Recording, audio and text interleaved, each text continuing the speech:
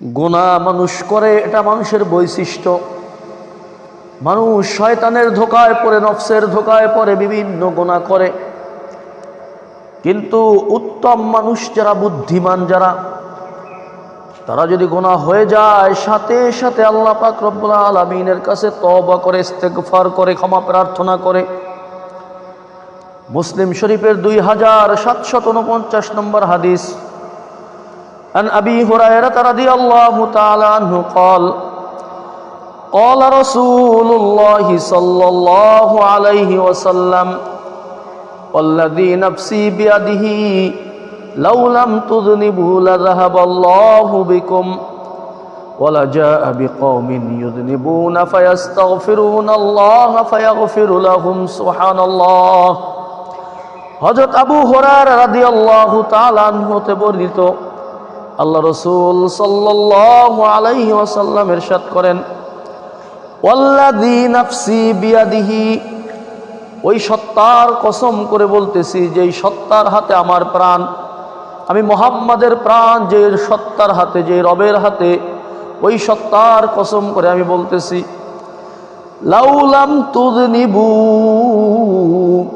যদি তোমরা, দুনিয়ার মানুষ সব এমন হয়ে যেতে, একজন অপরাধ করে না, কোনো গুনাহ করে না, লাউলাম তুযনিবু, অর্থাৎ দুনিয়ার অবস্থা যদি এমন হয়ে যেত, দুনিয়ার মধ্যে একজন মানুষও পাওয়া যায় না যে এই মানুষটা গুনাহ করে, সবাই শুধু নেক কাজ করে, শুধু নেক কাজই করে, জান্নাতে যাওয়ার যেই কাজ করলে জান্নাতে যাওয়া যাবে এই কাজই সবাই করে, গুনার কাজ বলতে কিছুই করে না। লাউলাম তুযনিবু, যদি এমন হয় তোমরা কেউ কোনো অপরাধে লিপ্ত হবে না, এমন পরিস্থিতি যদি হয়ে যেত, দুনিয়ার অবস্থা যদি এমন হতো, ভালো হতো না? এমন যদি হতো দুনিয়ার কেউ কোনো নাফরমানিতে লিপ্ত হয় না, আল্লাহ রাসূল বলতেছেন যদি এমন হতো দুনিয়ার কেউ কোনো নাফরমানিতে লিপ্ত হয় না, কোনো গুনার কাজে লিপ্ত হয় না, তাহলে লাযাহাবাল্লাহু বিকুম, আল্লাহ পাক রব্বুল আলামিন এই দুনিয়াবাসী যারা থাকতো এদের সবাইকে দুনিয়া থেকে উঠাই নিয়ে যাইতেন।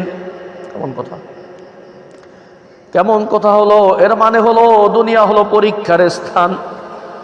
পরীক্ষায় যদি এটা জানা থাকে সমস্ত পরীক্ষার্থী পরীক্ষার মধ্যে 100-100ই পাবে, 100তে 100ই পাবে, এটা যদি আগে থেকেই ধারণা থাকে, আগে থেকেই জানা থাকে, আগে যদি এটা জানা যায় সমস্ত ছাত্রই 100তে 100 পাবে, তাহলে এই পরীক্ষা নিয়ে কোনো লাভ আছে নাকি? কথা বলেন না কেন? ওই পরীক্ষা নিয়ে তো কোনো লাভ হবে না, কারণ জানাই আছে সবাই পাস।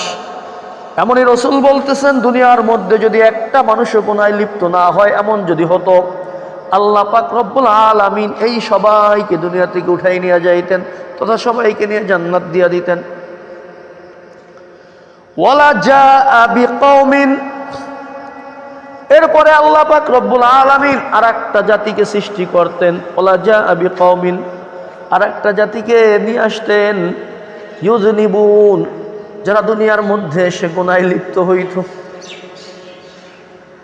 ওই যে জাতিটা আল্লাহ পাক রব্বুল আলামিন দুনিয়ার মধ্যে আনবেন, যেই জাতিকে নিয়ে আসতেন ওরা এসে বিভিন্ন অপরাধে লিপ্ত হতো, ফায়াস্তাগফিরুনাল্লাহ, ওই অপরাধ করার পরে ওরা আল্লাহর কাছে ক্ষমা প্রার্থনা করত, ফায়াগফিরু লাহুম, আল্লাহ পাক রব্বুল আলামিন তাদের অপরাধগুলিকে ক্ষমা করে দিতেন। সুবহানাল্লাহ।